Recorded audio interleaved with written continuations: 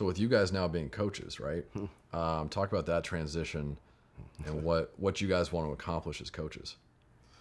Man, for me, I love coaching. I love coaching, man. I love the kids. I love, giving back to them and kind of, like she's, see her earlier, when you can't play, you kind of coach and, you pour yourself into them, your game and your knowledge into the kids. And, me being, a Division II coach at HBCU, Lemoyne College out of Memphis, it's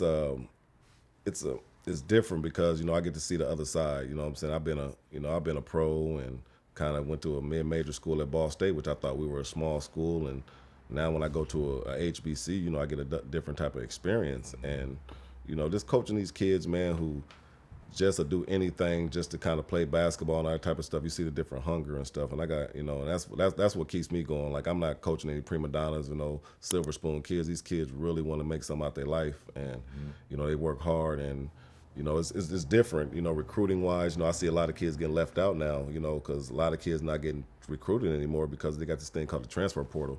And, I so many kids that's just getting left out and they don't have nothing to do. They don't have no plans and they ain't even getting a chance to go to college. So, I mean, I think this has been a blessing for my life. Like I say all the time, to be a leader of men now and kind of just take all the experiences, the stuff we talked about, even when the Jailblazers, I take all that stuff and I tell them stories all the time so they can at least somebody learn from it or take from my experiences and hopefully they can put it into their life. So I think God has definitely put me in the right position to do what I need to do.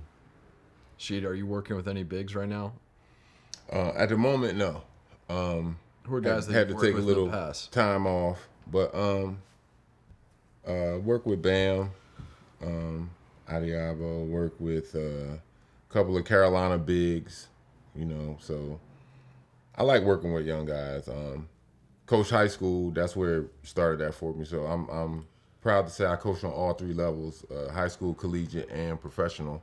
But I just like helping the young kids out, because they don't have the vets that we had.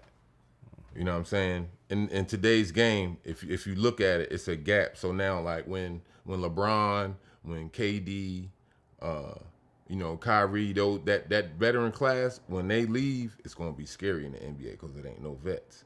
But I was thankful to have vets coming in who, showed me the ropes, taught me the game, and just coming along with that throughout the years, it's like, all right, I like working with the young kids. And so as Bonzi said, you take that experience, and I took it to high school, and you're going to get all the questions.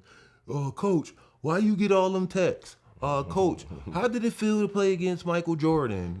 Coach, you get all of those questions, but you got to expect it, because it's a younger generation. Yeah. But you also, as he said, you gotta set the bar. Like, all right, look, we're not in here to bullshit. For me, I handpick the guys I work out for the simple fact, I'm not a babysitter. I don't want you to sit up here and be like, all right, I just gave Sheed, $500 or $1,000 and, shit, the workout wasn't shit or I ain't feel like doing it today. And it's, no. When I had my AAU teams, I told the parents, I got everything. Don't y'all worry about nothing because I'm not one of those coaches who, hey, look, you got to pay $2,500 for your son to play. And, I'm a pocket $1,500 or $1,800 out of the 25. They don't tell you that. But I told no. The only way your son can get kicked off my team is if he don't work. If he don't work, or if he's actually being a true dickhead, then he's gonna get kicked off. But if you don't work, You don't play that. So then that way, cause we ain't got time for that.